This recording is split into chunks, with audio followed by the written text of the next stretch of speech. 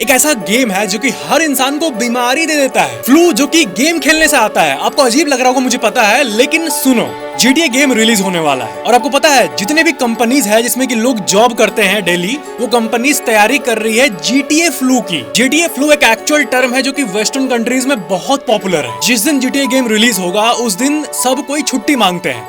और एक होता है ना कि ठीक है बड़ा इवेंट है, लोग छुट्टी मांग रहे हैं, ऐसा नहीं, लोग भयंकर लेवल से छुट्टी मारते हैं। अप्रोक्सीमेटली एक शहर का सर्वे जब किया जाता है तो 100 में से 70 लोग गायब रहते हैं और रीजन सिर्फ ये गेम का रिलीज। ऐसा लास्ट बार तब हुआ था जब GTA का लास्ट पार्ट आया था। तो हाँ, GTA फ्लू एक एक्चुअल चीज है और रिपोर्ट्स के हिसाब से दुनिया भर की कंपनीज इसी का भयंकर तैयारी कर रही है क्योंकि वो तूफान आने वाला है। और आपको पता है GTA सीरीज गेम्स की दुनिया में असल में सबसे बड़ी गेम है, सिर्फ ऐसे बोलने के लिए नहीं, स्टैटिस्टिक्स के हिसाब से भी। फैक्ट नंबर 9, हमारे धरती पे जो 10,000 से भी ज्यादा सैटेलाइट्स घूम रहे हैं उसका बॉस इंटरनेशनल स्पेस स्टेशन है। आपको पता ही होगा जो ISS है वो सबसे बड़ा है। वो आप कह सकते हो कि जितने सैटेलाइट्स है वो वर्कर्स है और ये है बॉस का ऑफिस। तो आप लोगों में से बहुत लोगों ने कमेंट किया है कि भाई मैं अपने छत पे जाता हूँ तो मुझे ये दिखता क्यों नहीं है, क्या वो है भी? तो ऑफ कोर्स भाई देखो क्या है ना, आप चाहो तो आपके पास थोड़ा सा भी अगर पावरफुल टेलीस्कोप हो, आप जूम करोगे ना तो आप इस फोटो को देखो, कुछ ऐसा आपको आसमान में लिटरली जाता हुआ दिखेगा। आपको लगेगा ये कौन सा मशीन जा रहा है भाई। और ऐसे इमेज बहुत लोग पोस्ट भी करते हैं। तो यही है ISS, इसको आप देख सकते हो चाहो तो। छोटा वाला जो बाइनोकुलर होता है वो भी आपके पास है तो आप छत पे जाओगे और बहुत सारे ट्रैकिंग वेबसाइट होते हैं, वो बता देते हैं कि कब आपके ऊपर से जा रहे हैं। जैसे मान लो आप दिल्ली में रहते हो तो दिल्ली के ऊपर से ISS कब गुजरेगा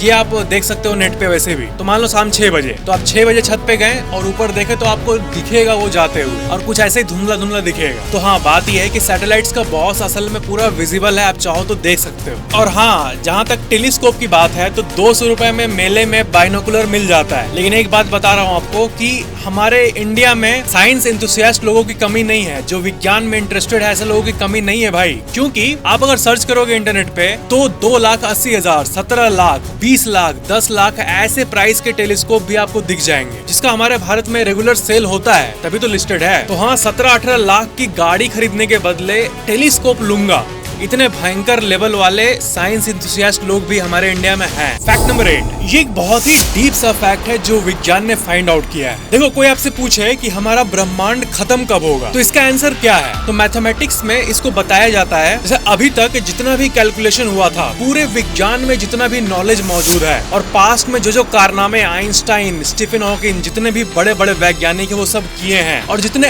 एस्ट्रोफिजिसिस्ट किए हैं जो कि स्पेस को स्टडी करते हैं, जो कि quantum mechanics, dark matter, theory of everything, string theory, atom के नीचे वाले प्लैंक लेंथ के बारे में जो लोग जानते हैं, उन लोगों ने सब मिलके ये फाइंड आउट किया था कि हमारा ब्रह्मांड कब खत्म होगा। अभी जो रिसेंट वक्त है इसके पहले तक एक बात थी कि हमारा ब्रह्मांड 10 टू द पावर 1100 ईयर में खत्म होगा। मतलब ये बहुत ज्यादा है ना, 10 टू द पावर 1100 यानी 10 के आगे 1100 जीरोस। लेकिन अब साल 2025 में ये रिवील हुआ एक बहुत ही भयंकर चीज कि ब्रह्मांड उतने साल तक नहीं टिकेगा। हाँ, सिंपली बोलो तो यही पता चला है। अब टिकेगा 10 टू द पावर 65 या 70 तक मुश्किल से। और ऑफ कोर्स ये भी बहुत है ना, तो ये खरबों लरबों साल है। इतने टाइम में आप और हम शायद 1 अरब 2 अरब बार जन्म लेके मर चुके होंगे। तो हमारे एक इंसान के कॉन्टेक्स्ट में ये इंपॉर्टेंट नहीं है, लेकिन इस यूनिवर्स का बिहेवियर काफी अजीब है। नीदरलैंड्स में एक बहुत ही प्रेस्टिजियस यूनिवर्सिटी है, रोडबाउड यूनिवर्सिटी। अब उसी यूनिवर्सिटी में आपको रेफरेंस दिखा देता हूँ, वहीं पे ये पूरा स्टडी हुआ और उसी में यही पता चला कि 10 टू द पावर 78 ईयर्स यही हाईएस्ट है यूनिवर्स का लाइफ। फैक्ट नंबर 7, ये एक बहुत डीप सा फैक्ट है एल्गोरिदम के बारे में। आपको पता है आप जब भी अपना फोन उठाते हो और जो भी ऐप खोलो, चाहे वो YouTube हो, Instagram हो, वो काम कैसे करता है? एल्गोरिदम से। एल्गोरिदम क्या है? एक सिस्टम है जो कि आपको वही दिखाता है जो कि आपको देखना है। अगर आप फैक्टेक्स की वीडियो रेगुलर देखते हो तो मेरी वीडियो चाहे अभी आए चाहे 6 महीने बाद आए, आपको दिख ही जाएगा क्योंकि आप इंगेज होते हो। कैरी मिनाटी इसका सबसे बड़ा एग्जांपल है। वो कब वीडियो डालते हैं? 6 महीने, 7 महीने, 8 महीने बाद आता है, लेकिन उसमें व्यूज क्या कम आते हैं? नहीं। जितने रेगुलर व्यूअर्स है चैनल के, चाहे वो मेरा हो चाहे कोई भी चैनल हो, वो आ ही जाता है क्योंकि एल्गोरिदम में बंधा हुआ है, आप जुड़े हुए हो मेरे से। एल्गोरिदम में ये लिखा हुआ है कि अगर आपका नाम शुभम है तो शुभम फैक्टिक्स की वीडियो बहुत देर तक देखता है। तो मेरा वीडियो अगर 10 साल बाद भी आए और आप अगर वही गूगल अकाउंट यूज कर रहे हो 10 साल बाद भी, तो आपको पहुंच ही जाएगा। ये तो फैंटास्टिक बात है, टेक्नोलॉजी बहुत ग्रेट है। एल्गोरिदम्स पे बिलियंस ऑफ डॉलर्स वाली इंडस्ट्री बसी हुई है, इतना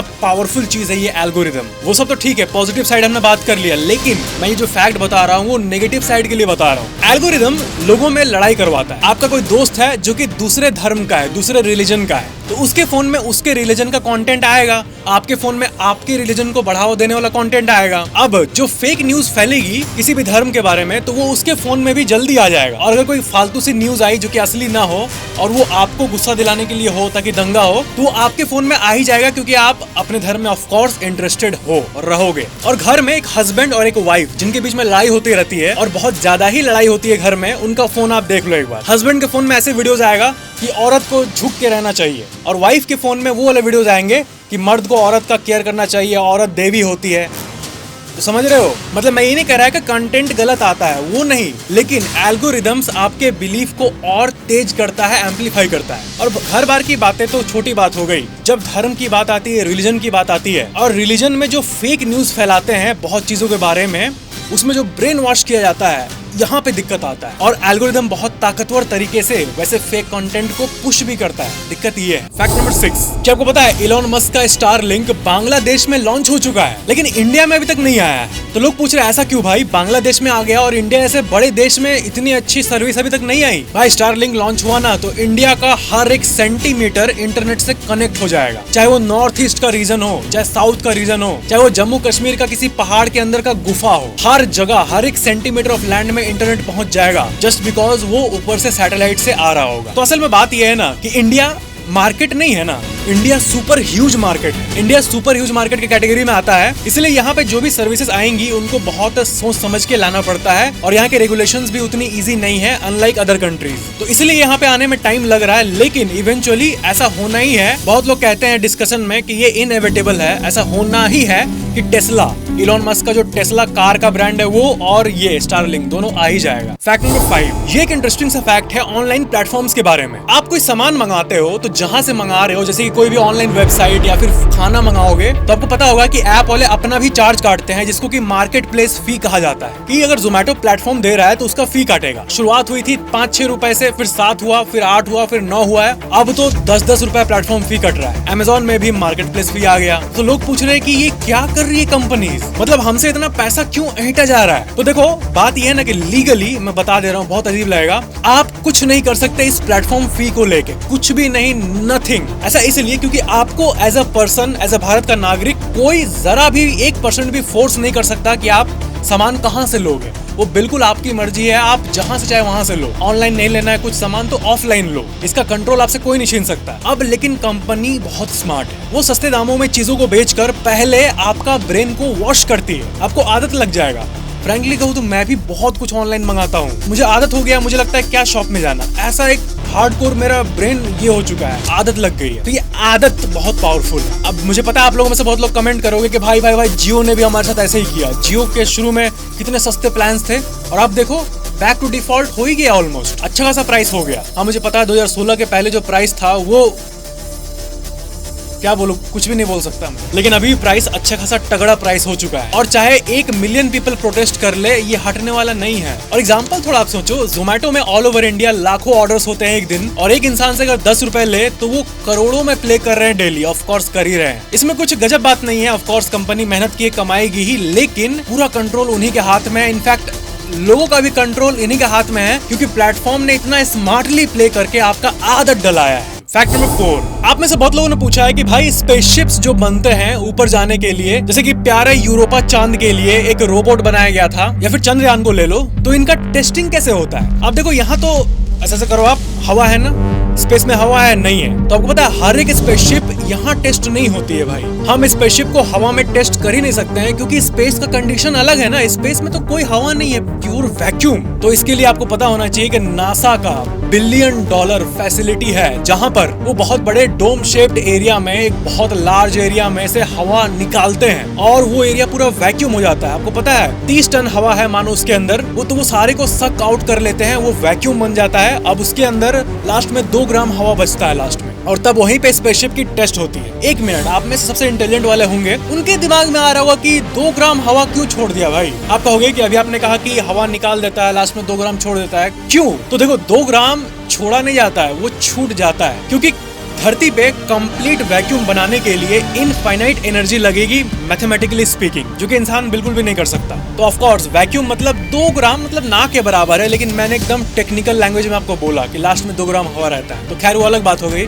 तो उसी जगह पे स्पेसशिप की टेस्टिंग होती है और वहां पर उसको बहुत देर तक चलाया जाता है और सारे टेस्ट किए जाते हैं, क्योंकि आप कह सकते हो कि धरती पे वो स्पेस बन जाता है। तो यही था स्पेसशिप्स का secret research centre. Fact number 3, cricket match के समय क्या होता है कि आप नोटिस करना, जैसे कोई टीम जीतती है, अजीब लगता है लोगों को कि जीती, वैसे ही 1 सेकंड वेट करो, 2 सेकंड में न्यूज तुरंत आ जाता है कि इस टीम ने इस टीम को इतने रन से बीट कर दिया और इस टीम की क्या क्या तारीफ वाली बातें हैं, सब लिखी रहती है उस आर्टिकल में। अब लोग सवाल पूछते हैं कि भाई ये करते कैसे हैं? कोई भी खबर को आने में पहले 1-2 मिनट लगता था कि हाँ ये टीम जीत गई, फिर वो टाइम कम होके 20-30 सेकंड रहा कि 20-30-40 सेकंड बाद ही वो न्यूज आ जाता है। अब क्या हो रहा है कि जैसे टीम जीती, 2 सेकंड भी नहीं होता है और न्यूज आ जाता है। तो लोग पूछते हैं ये कैसे, क्या कोई AI वगैरह टाइप करता है क्या? तो ऐसा नहीं है। न्यूज एजेंसीज में जो लोग काम करते होंगे उनको पता होगा, वो हंस रहे होंगे अभी। क्या है कि मान लो पंजाब और RCB में मैच हो रहा है, तो पंजाब का पूरा जीतने का लेखा, पूरा विवरण कि इसने जीता, इसमें कौन कौन प्लेयर्स हैं और जनरल लाइंस उसमें डाल देते हैं, और दूसरे टीम का भी वही विनिंग आर्टिकल बना देते हैं।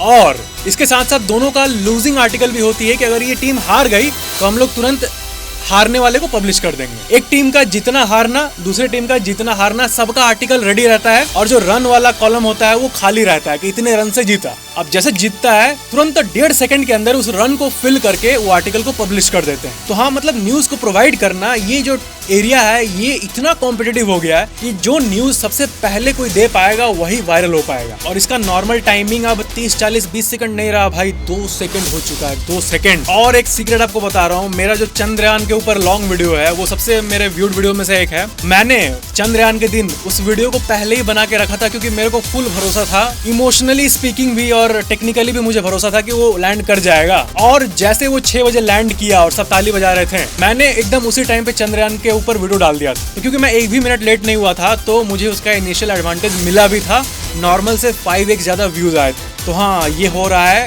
कंटेंट न्यूज देने के दुनिया में। फैक्ट नंबर 2, देखो ये भी एक बहुत ही थॉटफुल फैक्ट है। देखो मैं 3 उंगली दिखा रहा हूँ आपको, ठीक है? अब मान लो ये उंगली जो है ये काफी स्पेशल है, लेकिन इसके बारे में हमें कुछ भी नहीं पता। अब हमारे ब्रह्मांड के बारे में क्या है कि 2 चीज है जिसके बारे में हर कोई जानता है, और ये सबसे बेसिक चीज है हमारे ब्रह्मांड की। क्या क्या? स्पेस और टाइम। हमारा ब्रह्मांड किससे बना हुआ है? ये स्पेस, ये जो खाली जगह है, आप अपने आसपास देखो, ये स्पेस है, तभी तो ब्रह्मांड है। और दूसरा है टाइम, जो कि हमेशा बीत रहा है। तो स्पेस और टाइम जो 2 सबसे फंडामेंटल चीज है हमारे यूनिवर्स की, ये तो है ही, लेकिन वैज्ञानिकों को ऐसा लगता है कि फंडामेंटल चीजों में सिर्फ स्पेस और टाइम नहीं आता है, बल्कि और भी कई चीजें आती है। अब जैसे फॉर एग्जांपल टाइम जो है, ये टाइम, इसका कुछ न कुछ बिल्डिंग ब्लॉक होगा। अब ये बड़ा इंटरेस्टिंग, जिस तरह घर का बिल्डिंग ब्लॉक होता है, घर ईंट से बना हुआ होता है, और जब पूरा घर बन जाता है तो क्या ईंट नजर आता है? नहीं नजर आता है ना। घर ही दिखता है हम लोग को मस्त फिनिश्ड स्मूथ सा घर, लेकिन उसका बिल्डिंग ब्लॉक ईंट और सीमेंट है, जिसके चलते वो एग्जिस्ट करता है। तो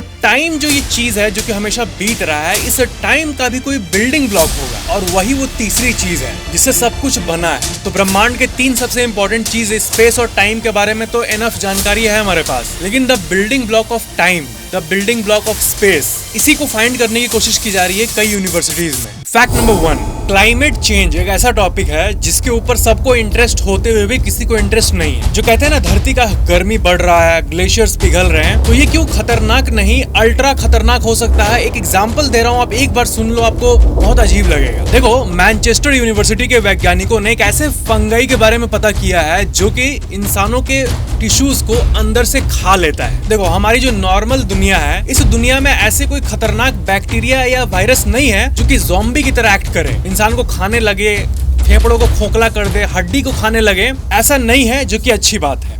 लेकिन जैसे जैसे धरती का जो ग्लोबल टेम्परेचर है वो 1 डिग्री, 2-3 डिग्री से भी बढ़े, तो हमारे धरती पे एक रेवोल्यूशन आएगा, एक नेगेटिव रेवोल्यूशन, एक नई दुनिया, नए तरह के बैक्टीरियाज के लिए। अब इन्हें बनने के लिए चाहिए ज्यादा टेम्परेचर। अब नेचर में अगर नेचुरली ही ज्यादा टेम्परेचर हो जाए इंसान के कारनामों के चलते, तो ये जो फंगाई मिला है जिसका रेफरेंस आप स्क्रीन पे देख रहे हो, स्टडी में यही पता चला है कि यही फुल फोर्स में आ सकते हैं अगर क्लाइमेट चेंज को ना रोका जाए तो। मतलब वही है कि जनरल भाषा में, देसी भाषा में आपको कोई पूछे कि क्लाइमेट चेंज से क्या हो जाएगा, तो ये कहना कि देख बबुआ, क्लाइमेट चेंज से होगा ये कि इंसानों में बीमारियां बढ़ेंगी, नई तरह की अजीबो गरीब बीमारियां आएंगी अगर हम लोगों ने इस धरती का टेक केयर नहीं किया तो ये थे आज के सारे अलग अलग फैक्ट्स। वीडियो को लाइक जरूर करना, नीचे कमेंट करना ये वीडियो कैसा लगा, और चैनल को सब्सक्राइब करके बेल आइकन जरूर ऑन कर लेना। Thank you so much for watching. मिलते हैं अगली वीडियो में।